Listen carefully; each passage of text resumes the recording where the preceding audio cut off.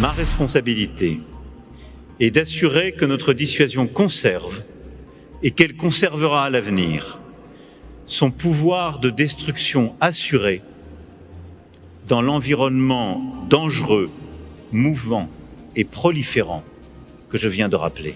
Magdaragdag ang bansang France ng nuclear weapons ayon kay President Emmanuel Macron. Sa kanyang talumpati, sinabi nito na kailangan ng nasabing hakbang upang makatulong din na maprotektahan ang iba pang kaalyadong bansa sa Europa at makatugon sa kasalukuyang unstable strategic environment bunsod ng kaguluhan sa Middle East. C'est pourquoi j'ai ordonné d'augmenter le nombre de têtes nucléaires de notre arsenal. Sa kasalukuyan, mayroong 219 nuclear warheads ang bansang France. Ito ang itinuturing na pang-apat sa bilang na may pinakamalaking nuclear arsenal sa buong mundo. Pour couper court à toute spéculation, nous ne communiquerons plus sur les chiffres de notre arsenal nucléaire, contrairement à ce qui avait pu être le cas par le passé.